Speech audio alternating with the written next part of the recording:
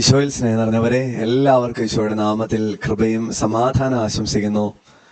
ഉണ്ണീശോയുടെ മുഖത്തെ ശാന്തത നിങ്ങളുടെ ഹൃദയത്തെ ഭരിക്കട്ടെ എന്ന് പ്രാർത്ഥിക്കുന്നു, ആശംസിക്കുന്നു.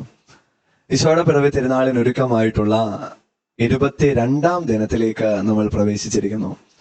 പരിശുദ്ധ കുർബാന അർപ്പണത്തോടും നോമ്പിന്റെ ചൈതന്യത്തോടും ഹൃദയത്തിൽ നിരന്തരം മുഴങ്ങുന്ന സുഹൃത ജപത്തിന്റെയും അകമ്പടിയോടുകൂടെ നമ്മൾ ഇന്നത്തെ ദൈവവചന വിചിന്തനത്തിലേക്ക് പ്രവേശിക്കുകയാണ്. ഇന്നലെ നമ്മൾ ധ്യാനിച്ചതുപോലെ തന്നെ അതിന്റെ തുടർച്ച എന്ന രീതിയിൽ യൗസേപ്പിതാവിനെ കുറിച്ച് തന്നെയാണ് നമ്മൾ ചിന്തിക്കുക. വിശുദ്ധ മത്തായി അറിയിച്ച സുവിശേഷത്തിന്റെ 1-ാം അധ്യായത്തിന്റെ 19-ാമത്തെ വാക്യം, അവളുടെ ഭർത്താവായ ജോസഫ് നീതിമാനാകിയാലും അവളെ അപമാനിതയാക്കാൻ ഇഷ്ടപ്പെടായികയാലും അവളെ രഹസ്യമായി ഉപേക്ഷിക്കാൻ തീരുമാനിച്ചു. അപ്പോൾ യൗസേപ്പിതാവ് എടുത്ത തീരുമാനം ഇതാണ്: രഹസ്യമായി മറിയത്തെ ഉപേക്ഷിക്കുക. എന്നാൽ ഒരു 4 വാക്യങ്ങൾക്ക് ശേഷം 24-ാമത്തെ വാക്യം എത്തുമ്പോൾ നമ്മൾ വായിക്കുന്നത് ഇങ്ങനെയാണ്: അവൻ അവളെ ഭാര്യയായി സ്വീകരിച്ചു. അതായത് തീരുമാനിച്ചുറച്ചത് ഒന്ന്, ചെയ്തത്, പ്രവർത്തിച്ചത്, നടപ്പിലാക്കിയത് വേറൊന്ന്.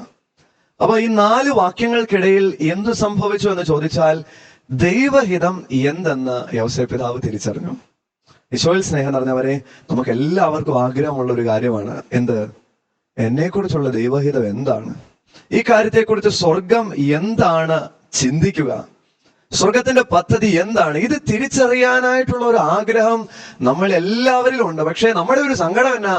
നമ്മുടെ ഒരു സങ്കടം ഇത് അറിയാൻ പറ്റുന്നില്ലല്ലോ എന്നാ. അത് അറിയാനായിട്ട് എന്താണ് ഒരു വഴി? നോക്കുക, യൗസേപ്പിതാവിന്റെ ജീവിതത്തിൽ കൃത്യമായിട്ട് സ്വർഗത്തിന്റെ പദ്ധതി അതറിയാൻ പറ്റി. ഈജിപ്തിലേക്ക് പലായനം ചെയ്യാനായിട്ട് കൃത്യമായിട്ട് സ്വർഗത്തിൽ നിന്നുള്ള സന്ദേശം യൗസേപ്പിതാവ് സ്വീകരിക്കുന്നു. വീണ്ടും ഈജിപ്തിൽ നിന്ന് ഇസ്രായേലിലേക്ക് മടങ്ങുക എന്നതും കൃത്യമായ സന്ദേശം സ്വർഗത്തിൽ നിന്ന് യൗസേപ്പിതാവിന് സ്വീകരിക്കാൻ പറ്റി. അതായത് സമയാസമയങ്ങളിൽ യൗസേപ്പിതാവിന് ദൈവഹിതം തിരിച്ചറിയാനായിട്ട് പറ്റി. ഇത് നമ്മൾ ഓരോരുത്തരും ആഗ്രഹിക്കുന്ന കാര്യമാകുമ്പോൾ എന്തുകൊണ്ട് യൗസേപ്പിതാവിന് ഇങ്ങനെ സമയാസമയങ്ങളിൽ അറിയാൻ പറ്റി എന്നത് നമ്മൾ ചോദിക്കേണ്ട ഒരു ചോദ്യമാണ്. എന്തുകൊണ്ട് യൗസേപ്പിതാവിന് സമയാസമയങ്ങളിൽ ദൈവഹിതം തിരിച്ചറിയാനായിട്ട് പറ്റി? ഒരുപക്ഷെ നമ്മൾ പറയും അത് ഈശോ കയ്യിലുള്ളത് കൊണ്ടാണ്. സ്നേഹം നിറഞ്ഞവരെ, അങ്ങനെയാണെങ്കിൽ ഒന്ന് നോക്കിക്കേ, നമ്മൾ എല്ലാവരുടെയും ഉള്ളിൽ പരിശുദ്ധ കുർബാനയായി ഈശോ ഇല്ലേ? ഈശോ ഉണ്ട്. പിന്നെ എന്തായിരുന്നു ഒരു സ്പെഷ്യാലിറ്റി യൗസേപ്പിതാവിൽ? അതാണ് വിശുദ്ധ മത്തായി അറിയിച്ച സുവിശേഷത്തിന്റെ 1-ാം അധ്യായത്തിന്റെ 19-ാം വാക്യത്തിന്റെ ആരംഭത്തിൽ തന്നെ പരിശുദ്ധാത്മാവ് നമുക്ക് വെളിപ്പെടുത്തുക. ആ സ്പെഷ്യാലിറ്റി യൗസേപ്പിതാവിൽ ഉണ്ടായിരുന്ന ആ സ്പെഷ്യാലിറ്റി, അവൻ നീതിമാനായിരുന്നു എന്നതാണ്. യൗസേപ്പിതാവ് നീതിമാനായിരുന്നു. നീതിമാനാകിയാൽ സമയാസമയങ്ങളിൽ അവനെക്കുറിച്ചുള്ള സ്വർഗത്തിന്റെ പദ്ധതി സ്വയം ഗ്രഹിക്കാനായിട്ട് പറ്റി. എന്താണ് അപ്പൊ നീതി? നീതി എന്ന് പറയുന്നത് മറ്റുള്ളൊരു വ്യക്തി, ആ വ്യക്തിയുമായിട്ടുള്ള ബന്ധത്തിൽ വിടരുന്ന ഒരു സുഹൃതമാണ് നീതി.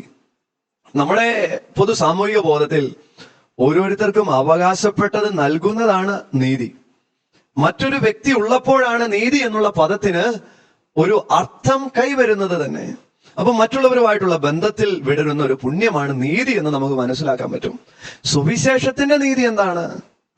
സുവിശേഷത്തിന്റെ നീതി മറ്റൊരാൾ അർഹിക്കുന്നതിലും കൂടുതൽ ചെയ്തു കൊടുക്കുന്നതാണ് സുവിശേഷത്തിന്റെ നീതി. അതായത് എന്നോട് ഒരാൾ വിരോധം വെച്ച് പുലർത്തുമ്പോഴും ആ വിരോധം വെച്ച് പുലർത്തുന്ന ആൾക്ക് എന്നെ കൊണ്ട് ചെയ്യാൻ പറ്റുന്ന എല്ലാ സഹായങ്ങളും ചെയ്തു കൊടുക്കുന്നതാണ് സുവിശേഷത്തിന്റെ നീതിയുടെ പ്രത്യേകത. യൗസേപ്പിതാവ് നീതിമാനായിരുന്നുവെന്ന് പരിശുദ്ധാത്മാവ് നമുക്ക് വെളിപ്പെടുത്തുമ്പോൾ ഈ ഒരു കാര്യം യൗസേപ്പിതാവിൽ ഉണ്ടായിരുന്നു. അതായത് മറ്റൊരു വ്യക്തി, ആ വ്യക്തിയുമായിട്ടുള്ള ബന്ധത്തിൽ അവൻ അർഹിക്കുന്നതിലും കൂടുതൽ ദൂരെ യാത്ര ചെയ്യാനായിട്ട് ശ്രമിക്കുന്നു. അവൻ എന്നോട് എങ്ങനെ പെരുമാറി എന്നത് ഒട്ടുമേ ഗൗനിക്കാതെ സ്വർഗം പെരുമാറാനായിട്ട് നിശ്ചയിച്ചിരിക്കുന്ന രീതി അനുസരിച്ച് തന്നെ അവന് നിരന്തര സഹായം ചെയ്തുകൊണ്ടിരിക്കുക, അവന് നിരന്തരം കൊടുത്തുകൊണ്ടിരിക്കുക. അവൻ എന്നോട് വെറുപ്പ് വെച്ച് പുലർത്തുമ്പോഴും തിരികെ സ്നേഹം അവന് ധാരാളമായിട്ട് പകരുക. ഇതാണ് സുവിശേഷാത്മക നീതി. ഇത് യൗസേപ്പിതാവിൽ അതിസുന്ദരമായി വിളങ്ങിയിരുന്നത് കൊണ്ട് സമയാസമയങ്ങളിലെല്ലാം ചെയ്യേണ്ടത് സ്വർഗം വെളിപ്പെടുത്തി കൊടുത്തു. ഈശോയിൽ സ്നേഹം നിറഞ്ഞവരെ, സമയാസമയങ്ങളിൽ ചെയ്യേണ്ട കാര്യങ്ങൾ ഓരോന്നും കുടുംബത്തെ സംബന്ധിച്ചാകട്ടെ, ജോലിയെ സംബന്ധിച്ചാകട്ടെ, സ്വർഗം വെളിപ്പെടുത്തി തരണമെന്ന് ആഗ്രഹിക്കുന്നില്ലേ? തീർച്ചയായിട്ടും ഞാൻ ആഗ്രഹിക്കുന്നു, എന്നെ കേൾക്കുന്ന നിങ്ങളും ആഗ്രഹിക്കുന്നുണ്ടെന്ന് എനിക്കറിയാം. അങ്ങനെ ആകുമ്പോൾ യൗസേപ്പ് പിതാവ് വിടർത്തിയ അതേ സുഹൃതം, നീതി എന്നുള്ള സുഹൃതം, അത് നമുക്കും വിടർത്താനായിട്ട് ആത്മാർത്ഥമായിട്ട് ആഗ്രഹിക്കാം.